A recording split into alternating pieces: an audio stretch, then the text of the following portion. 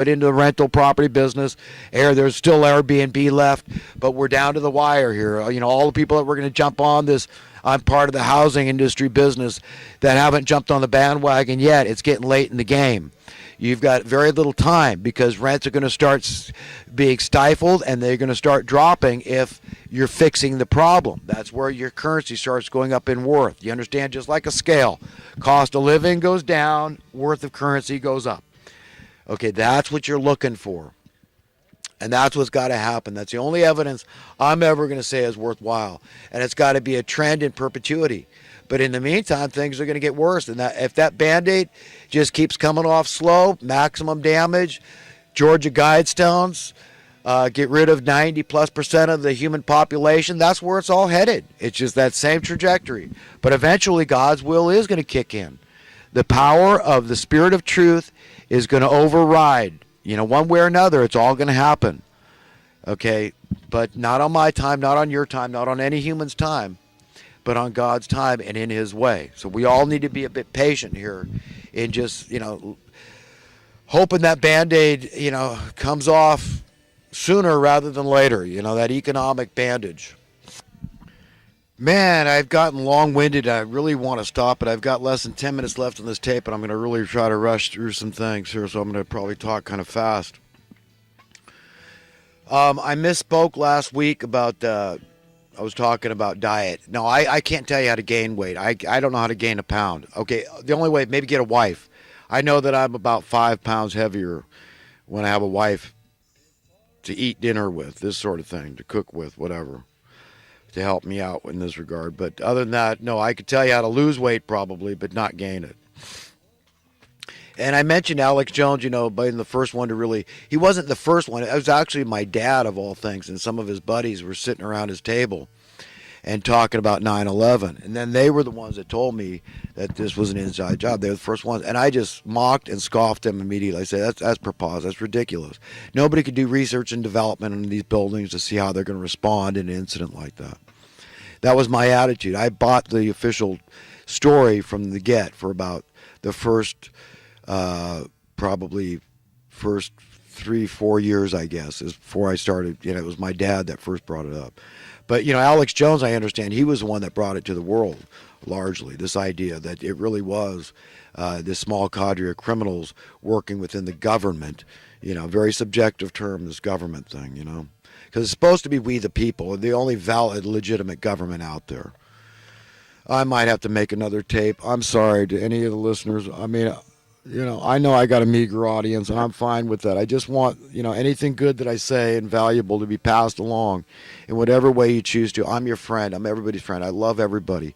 I want the best for everybody. I really do. I just want us all to be free. I want to be happy.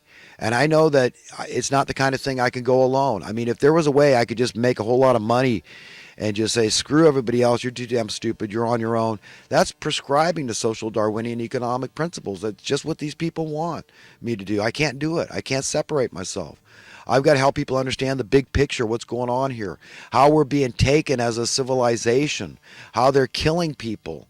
And that's so important to me. I mean, I can't fix the problems on my own. These are the policies that emanate from the Federal Reservists, the money printing class, and their political cohorts that are validating, legitimizing this stuff, illegitimately legitimizing it. You see what I mean?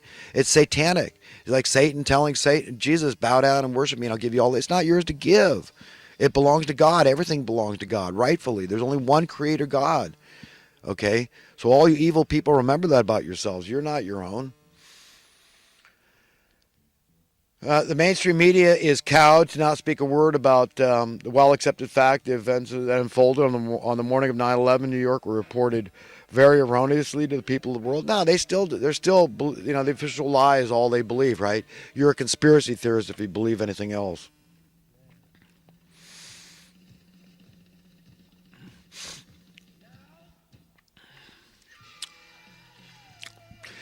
Alex Jones, you talked about the soda tax, and I'm not, saying, look, I don't like high taxes. I don't think it's the solution for anything.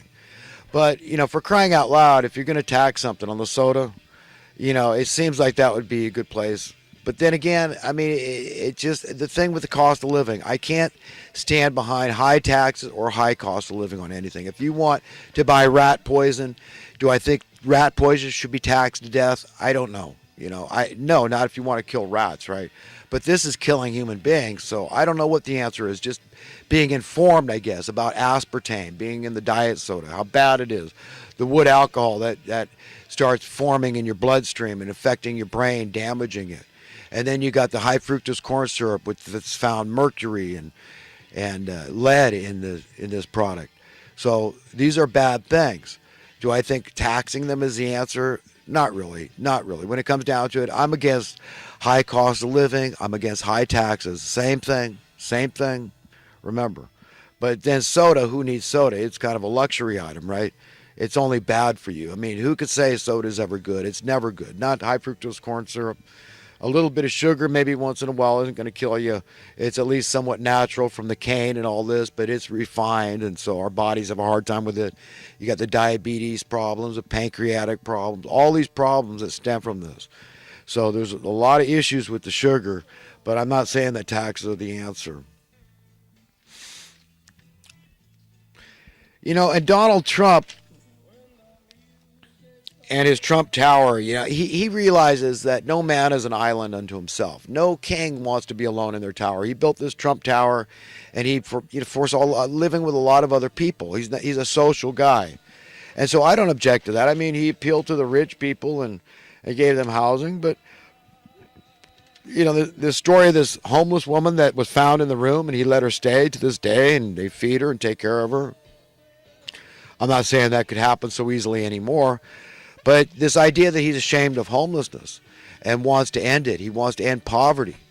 Okay, this is where I see eye to eye with Donald Trump. This is my main issue here. This is what I'm all about. So this is how he won me over and won my vote, and I became a mouthpiece, a proponent for Donald Trump. It's just that one issue alone that I believe is going after the heart of the beast. So he's got to stick true to his word and stay with the program and that he promised in going after the heart of the beast.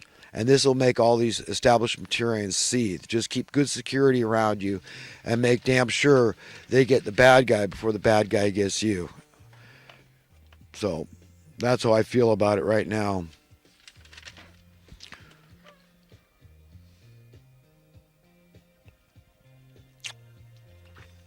So the pseudo-liberals need to face the fact that Trump may be eating their lunch by playing the true liberal card. That's something that he might be doing. If I can believe the alternative media, which I'm more inclined to believe, guys like Roger Stone, who said that Donald Trump wants to build affordable housing. He sees this as an integral part of making America great again, and I wholeheartedly agree. We need people to be set free, okay? This high cost of living is overly burdensome. It's a high tax on people. And we've got to get away from it. This is the only answer. I talk a lot about Alex Jones because I really do like the guy. I think I could be a good friend to him. He reminds me a lot of a friend that I grew up with. I've known for to this day. We'd give each other the shirt off our backs, but being around the guy, he always makes me feel happy. He's always such a nice, friendly guy. And I think Alex, on a personal level, he's like that too.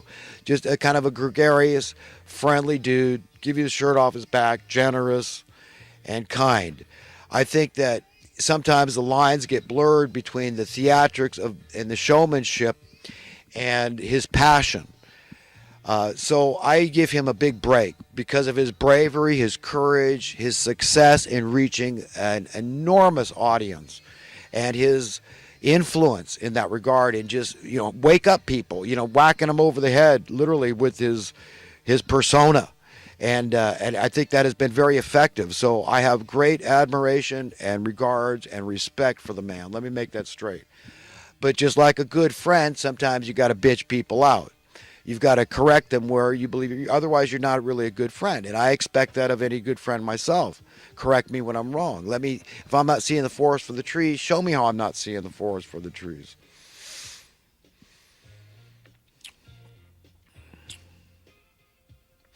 You know, I could barely stand to watch the fake stream media anymore. This Obamacare boondoggle and all the problems they're having in fixing this healthcare thing.